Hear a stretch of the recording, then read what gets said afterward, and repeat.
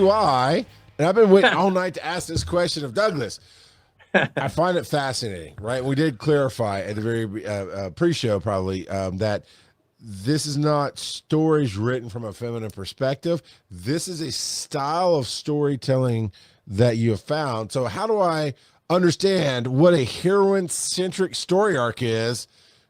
Because I've actually never heard of that. So what are we talking about here, Douglas? Well, most of us, especially if we love Star Wars, Star Wars kind of introduced us all to the idea of the hero's journey and the idea of a protagonist that leaves the native culture, crosses a threshold, confronts a threshold guardian, goes off in the liminal space, gains competencies, meets the wise guide, the magic talisman, and then has a final confrontation, a supreme ordeal, usually in single combat, in which hopefully the hero wins, and then the hero returns from this journey from the hinterlands. And this is a classic. It's Beowulf, Lord of the Rings, Star Wars, A New Hope. These are very famous tropes. The hero's journey. Well, when I was writing my historical fiction book, Faraway Bird, I found out that the Byzantine empress who I was writing about, Empress Theodora, she didn't fit into this model, and this bothered me because I pretty much bet the farm on the hero's journey, and I didn't understand what I was doing wrong, and so I started watching films. Heroine-centric films. I started rereading heroine-centric novels, Jane Eyre, Pride and Prejudice, Their Eyes Were Watching God, Anna Karenina, Gone with the Wind, you name it. I read reread all these books, rewatched all the movies. There's a ton of TV shows that are heroine-centric, even comic books. And I found out that there were some major differences, and this began to really get the wheels turning.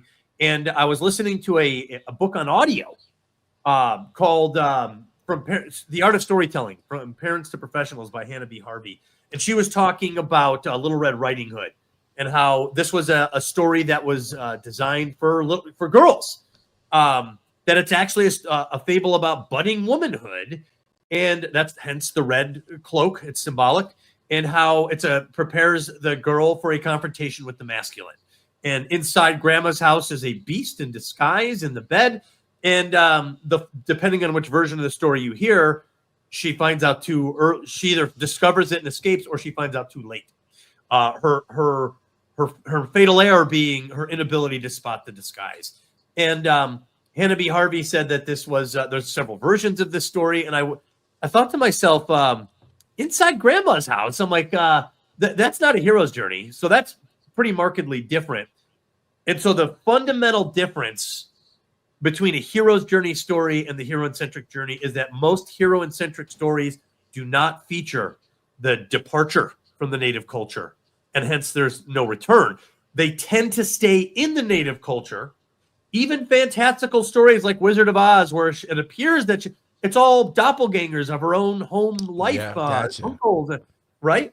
And you'll see this in other stories as well. Everything, Everywhere, All at Once, brand new story. Yeah. It's all doppelgangers of her own home life. So there's a staying in the native culture for heroines. And so her journey tends to be inward into the native culture, where she uncovers usually a lot of deception, misdirection. There's a lot of hidden secrets in the native culture.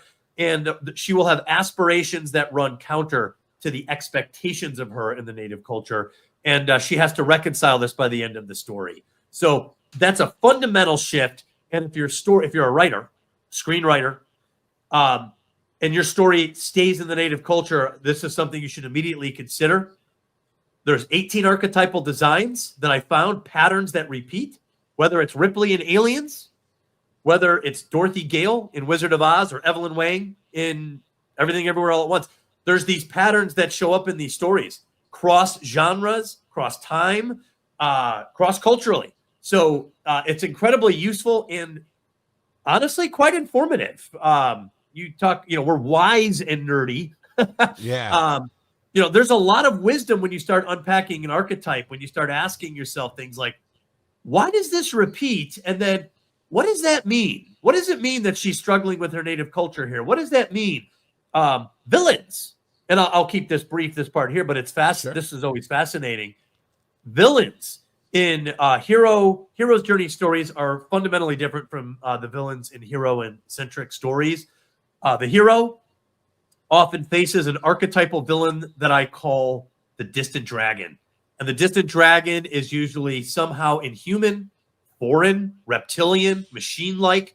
It's a militant outsider. And this villain usually has the capacity to annihilate or subjugate the hero's culture, the native culture. And the hero departs the native culture to go confront this distant dragon and slay it, hopefully. The heroine rarely, if ever, faces that type of a villain. Her villain is homegrown right there in the native culture. It's usually a social apex character, someone with social power that she's up against, and they are not overt. They're not obvious. They are disguised. And I call this archetype the masked minotaur because there's a duplicity in their villains. They are outwardly benevolent and dashing and sometimes handsome or helpful, apparently, but secretly tyrannical and oppressive and destructive. They can be male or female. Entangled, Mother Gothel is the masked minotaur. Sure. Titanic, it's Cal Hotley. These are people that are apparently good in society, but they're secretly terrible. And these heroines must unmask these individuals in order to defeat them. Now they could still fight them physically, and that happens plenty of times, but they must unmask them to defeat them. That's their goal in these stories, for the rest of society to see this villain for who they are, because the disguise has held up too long, rather than facing them in single combat on the battlefield, which is typical of a hero's journey. Both are good. Both are great heroes and heroic arcs, but the female protagonist just undergoes a different experience, and it's quite something different when you start to really dig in psychologically. What it means to be confronting your own native culture, people who speak your language, people who share your values, or apparently so, people who know the social rules, sometimes better than you, authority figures. Psychologically, it's pretty difficult to navigate those waters. And when you pick up a book or watch a movie with a heroine, they're up against that all the time. And I think that that's an existentially different heroic arc. Yeah, from time to time, people like to talk about favorite Disney princesses and whatnot, and I've always been drawn to like Merida, but it's talking about that. I need to go rewatch where some of that mixes, but Brave, staying in the culture, right? She did this thing, and she basically cursed her mom, inadvertently, and just had to fix it, and then find the real villain that really made all that magic work, and then right. you're talking about the duality of Frozen, where you have Anna, who is very entrenched into culture and just blind to the masked villain, and Elsa, who felt like an outcast and kind of had that one-on-one battle, but really it was, oh no, look, Anna, this dude is lying to you. Right. Yeah, right. Exactly. So there is an archetype in the heroine-centric journey called the Beast as ally, and they're usually social outcasts that end up helping the heroine. They're non-conforming to the culture. Han Solo, sure. These are guys that are their appeal to the heroine is that they are exactly who they say they are, and this is important to the heroine because nobody else seems to be. Right? Everyone's wearing masks. Everything there's misdirections. It's hard to get a read, and then here's this character who's completely off-putting, but he is authentic, and that honesty is important to the heroine. And she can develop a relationship with this character. And she often does. It doesn't have to be romantic. Frozen, great example of the social outcast becoming it's her sister. Yeah. But that's a great one. Prince Hans is a great masked minotaur. They really set him up to be the Disney prince, right? They really did.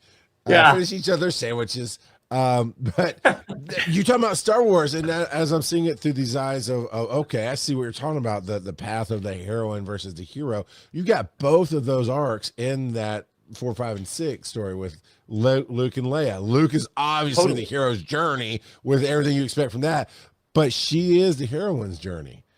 And totally. In fact, Star Wars is considered to be right. It's considered to be one of the fundamental hero's journey stories in our culture. Like, this is the American version of the hero's journey. This is it. This is our great one.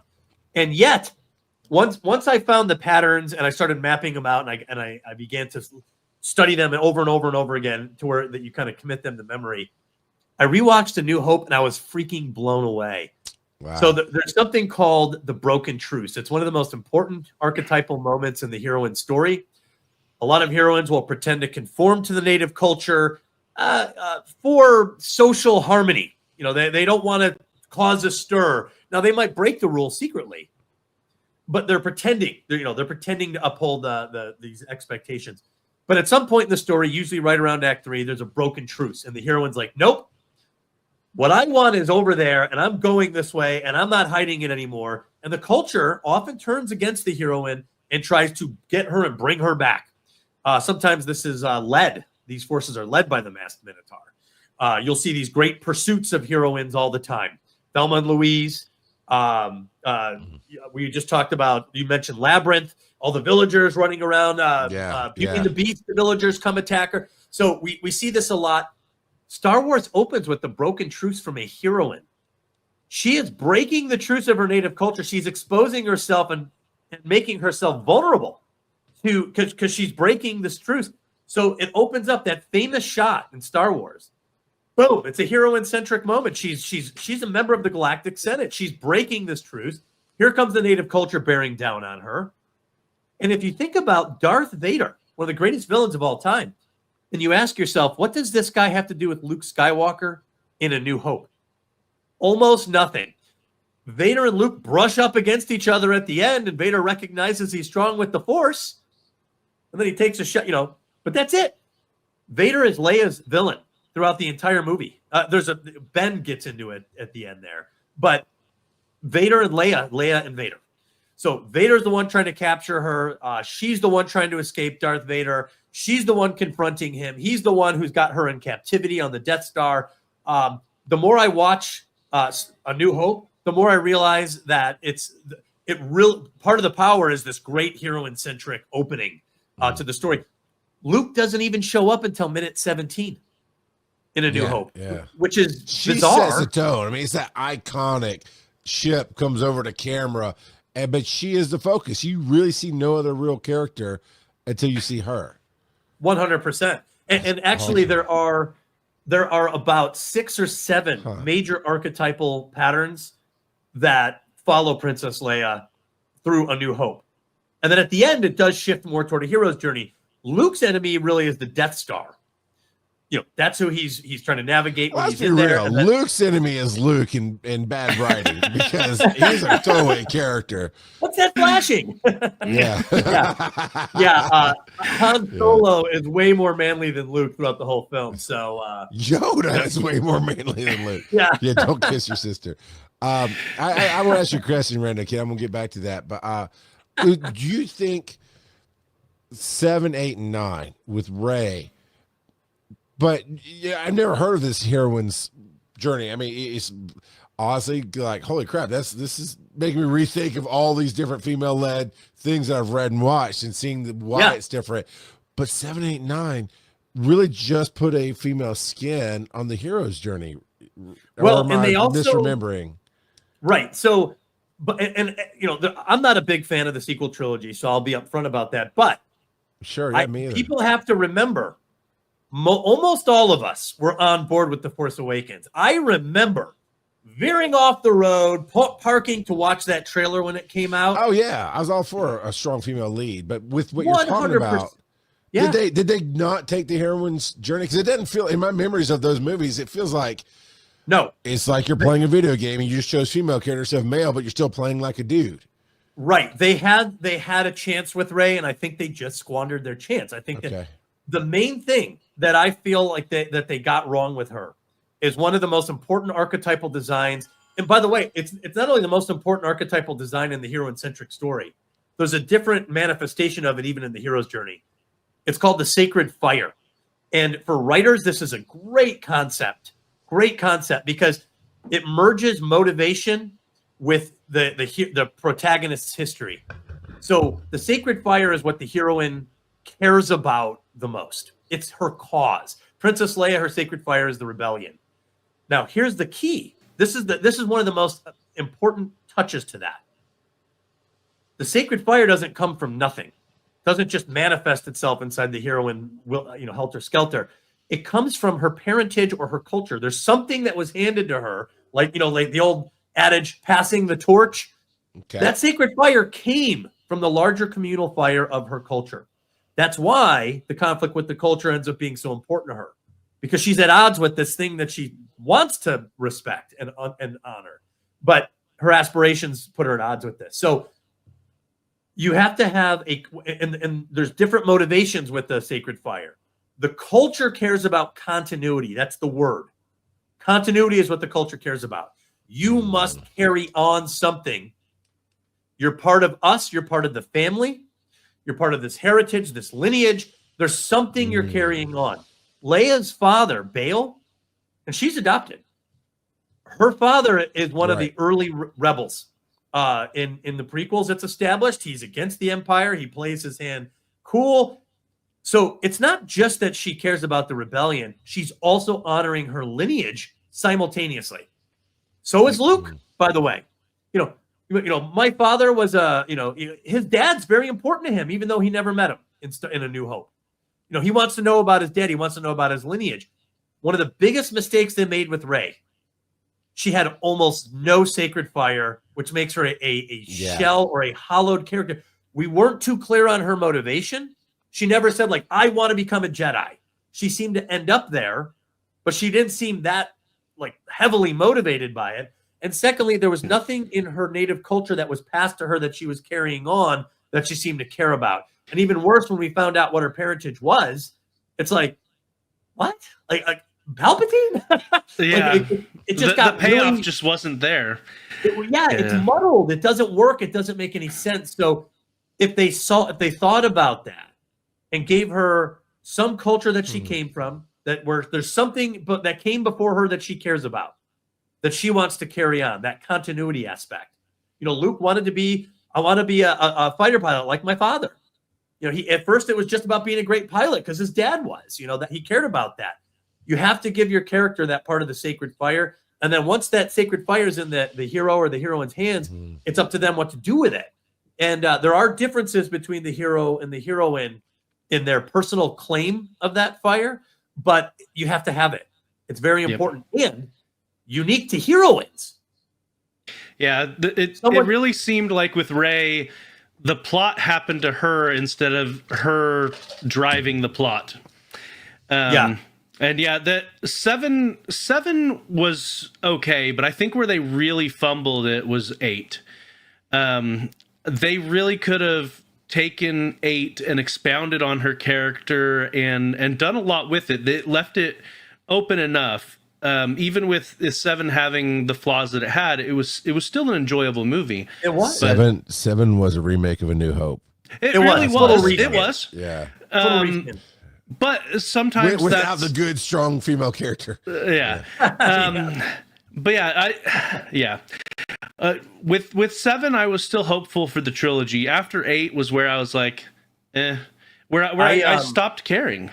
Yeah, I got real frustrated when I was because I go to opening nights for Star Wars. I'm just there. So you know how it is, guy. There's these great crowds on opening night. And I'll never forget The Last Jedi. Ryan Johnson comes on and he says this pitch, this is for you. This is my love letter to the fans. And I was like, man, this is really special. And then they kill Snoke. And I'm like, that's going to be a problem. That's going to be a big problem. And I was like, well, maybe they'll at least explain who this guy was. And nope. And I was like, okay, I think they're lost. And really, and I think we've all unpacked this over our lives here. But it was really 2 different visions from 2 different directors. Yep. I've heard one of the best analyses I heard was that, and you mentioned it earlier, the great practical effects that reemerged in The Force Awakens. Force Awakens was like throwing the gauntlet at the prequels for being overly CGI, and then The Last Jedi threw the gauntlet at Force Awakens and said, I hate those plot lines. We're getting rid of all of them and we're going to go this other route. Quite literally throwing some of them. Yeah, literally. And then Rise of Skywalker throws the gauntlet at The Last Jedi and says, no, we're going to put them all back. And I'm like, okay, these guys, there's no vision. You guys really blew it. And it's possible that you couldn't have blown it any worse with this incoherent story. I actually tried rewatching Force Awakens semi recently. It's unwatchable because every second you're watching it, you're like, this doesn't go anywhere. None of this goes anywhere. So, you know, along these lines, and fascinating. I mean, in your book, The Heroine's Labyrinth, that is basically an explanation of all this. Is a teaching and a how-to kind of book for authors to then write the good heroine's journey.